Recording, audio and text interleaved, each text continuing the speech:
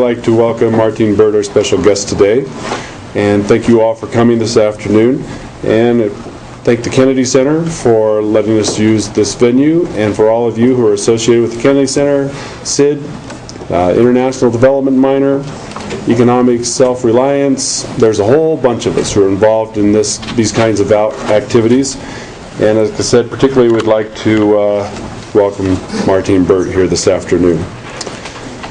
By way of introduction, in an era of over-specialization, oftentimes I know when you are taking your credit hours and you're being told that you have to become highly specialized in X, Y, or Z, you have to become, for example, experts in one-eyed Lithuanian weightlifters or something, it's really nice to every now and then run across a true Renaissance man.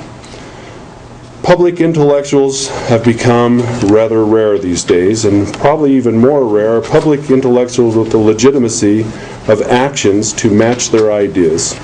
People who can not only think out of the box, but can actually act to redefine what the box is.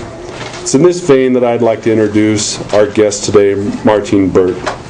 Martin Burt is the founder and CEO of Fundaci'n Paraguaya, a 25-year-old NGO devoted to the promotion of entrepreneurship among the world's poor. He is a pioneer in applying microfinance, youth entrepreneurship, and financial literacy methodologies to address chronic poverty in Paraguay. He's also developed one of the world's first truly self-financed and self-sufficient agricultural schools for the rural poor.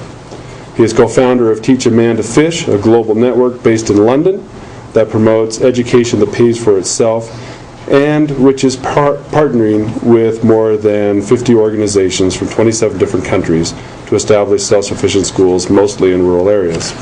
Now, I have an extensive, if not exhaustive, list of a variety of awards, honors, etc., and positions that Mr. Burt has been involved in.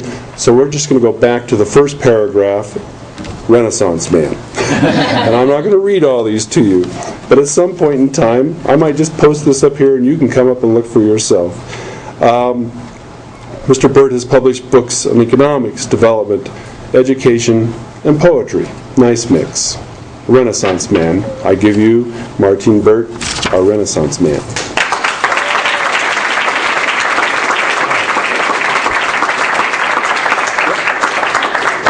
Good afternoon. How are you? What a nice thing to say about somebody, a Renaissance person. And I can't tell you how happy and how honored I am to be here. BYU is a very neat place. And I sometimes feel that BYU does not really capture the power that lies here because of your values. And sometimes even one feels that because some people are Mormon, they sort of are on the defensive. And the values that one can feel on this campus are, I believe, what the world needs. And I think that the more I get to know you and the more I get to know this university, I feel that this is, you can't be in a better university to understand what's going on in the world and to come up with solutions. So I really want to congratulate BYU. I want to thank the Kennedy Center for inviting us here, and also the Center for Economic Self-Reliance, and the internship programs and the development minors and all these wonderful people. I mean, I can't imagine that there are so many opportunities here. And as I was saying last night, during the hunger banquet, this thing about Zion is very interesting. Because if this is your promised land, you understand what it is to go to a promised land, to cross the desert and go to a promised land. And where is that promised land? Is it physically here? Or is it possible also to help people to individually go to their promised land? is there a Zion inside of each one of us? And what is my calling, or what is your calling? What journey are you personally involved in? Where are you coming from? Where is your promised land? And how long will it take you? And then again, are you in a rush? Because this famous Greek poet, Cavafy, who wrote a poem called Ithaca that I think was Jackie Kennedy's favorite poem, among other things because she married a Greek millionaire. It says, when you go to Ithaca, pray that the road is long. Which is contrary to us who are in university and can't wait to get out of here. I'm not saying pray that your university career is long, but pray that your search and your journey to Zion is a long one. Because in that search, in the process of getting there, is where you will meet your spouse, you will meet the best people that you can ever imagine, and you are going to find your masters, your teachers. Who is your teacher? Is it the children that you work with in your school? Is it the employee that you fire during your first management job and sues you back? And then you find out that he had cancer?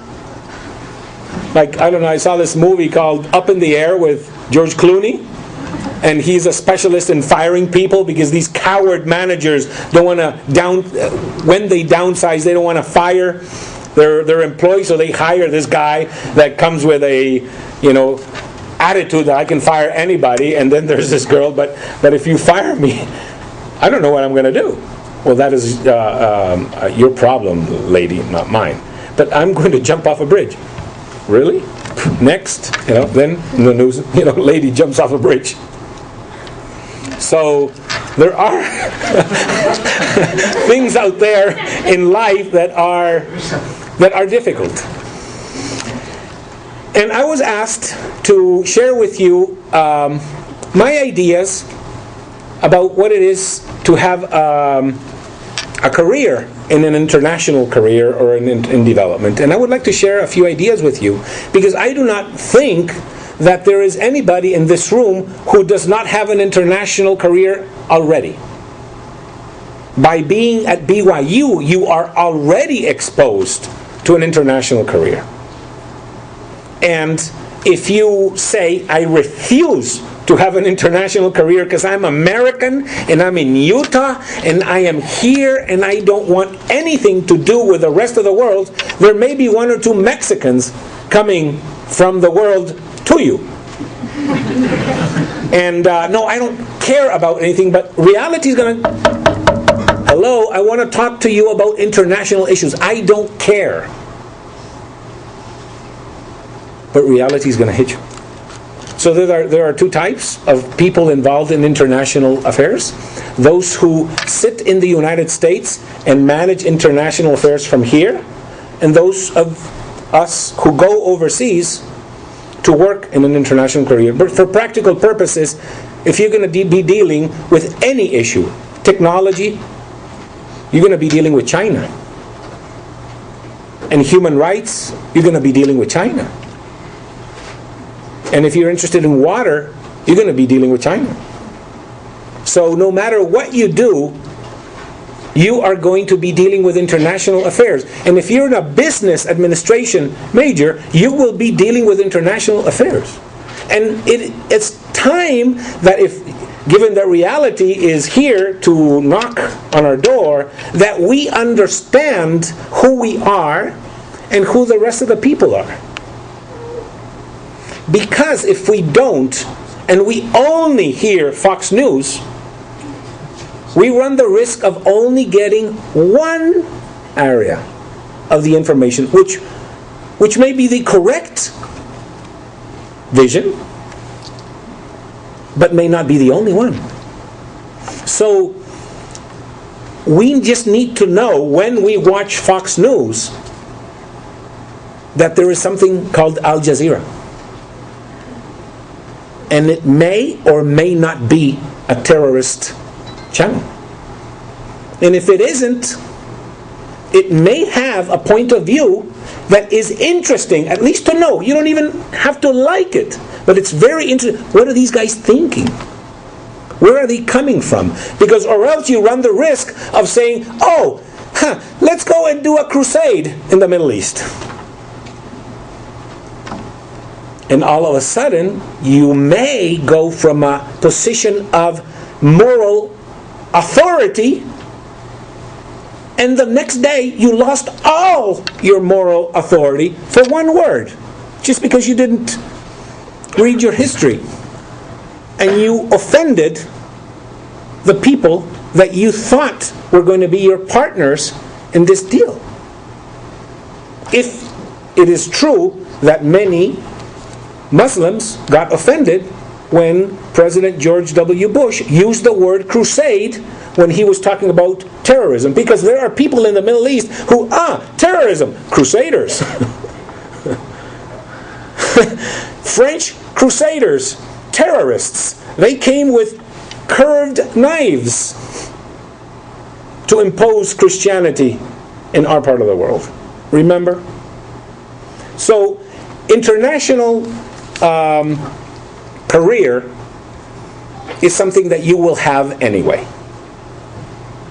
And I think that those of us who are aware of that and are open to that are going to be better prepared than the competition, assuming that the workplace is a competition, with other students who may not be aware of that.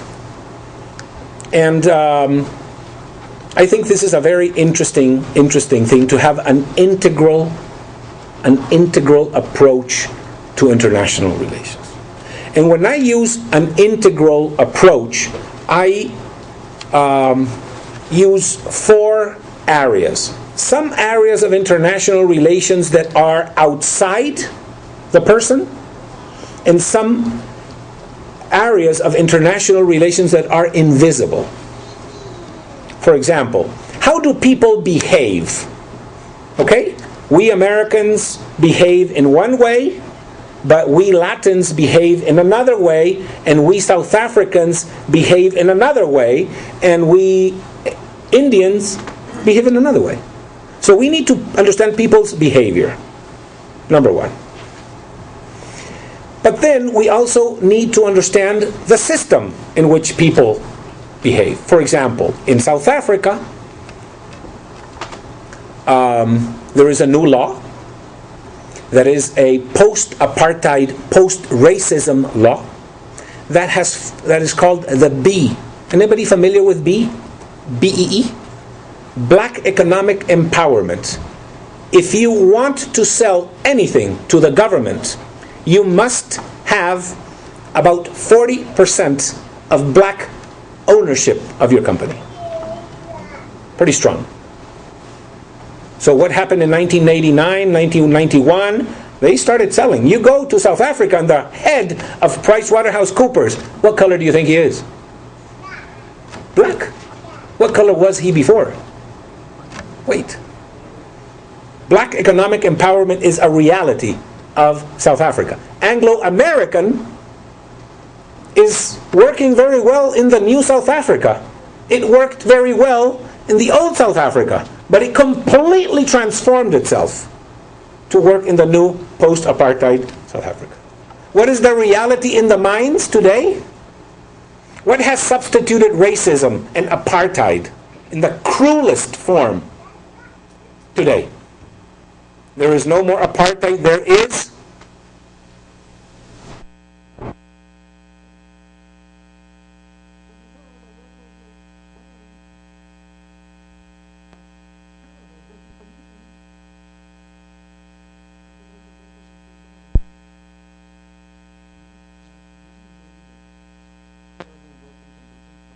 disease. A new reality. We need to understand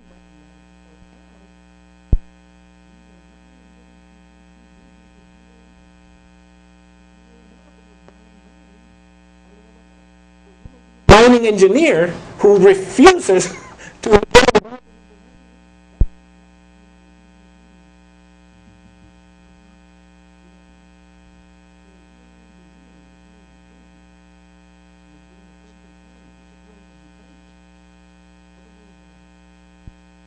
How many people here are involved in finance?